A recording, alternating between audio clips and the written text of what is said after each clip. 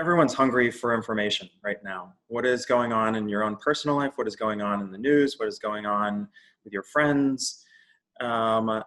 This has become an interesting dynamic where agencies and advertisers are just hungry to educate themselves around what is the right suitability for them as an advertiser. And so I think it's an interesting time where we can sit down at home, we can engage with all of the verification companies and really reset of what are the right keywords that advertisers want, what are the right brand safety and suitability control settings they want to implement. And it's a good time to start over and to understand how do you continue to evolve your settings. What I've noticed is that we've had advertisers historically use tools from the verification companies that have historically been rooted in how sophisticated they can be to protect the brand. And over the last, I would say, year in 2019, there's been massive growth in new opportunities and new products and services that we want our advertisers to take advantage of. So I'll take, for instance, semantic analysis, which is a fascinating technology that takes into account not only the keywords, the text, the images, the videos of anything on a page, but it really tells and scores the content around how suitable it is for an advertiser and what is the right contextual adjacency, positive or negative sentiment. And so it's really been a great time during this work from home situation to really educate yourself on what the technology is available at your fingertips for advertisers and agencies.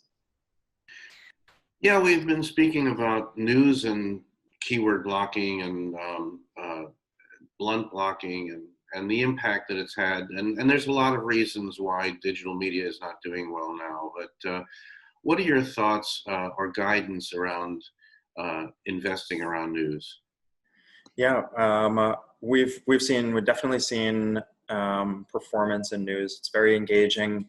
You see the same type of opinions, controversy, debate in our political sphere and around coronavirus as we do in social media, and we're starting to see a lot more engagement there. So it's definitely an area if a client should not be avoiding. Around the controls in place, we've always recommended that advertisers take a nuanced approach for their specific brands to keywords. The idea of having a list that is 3,000 keywords long doesn't take into account the semantic analysis and the innovation that's happened in the last year. What it does do is set you apart from being able to show up in areas where there could be positive stories around certain topics that you may think were negative based on the keywords.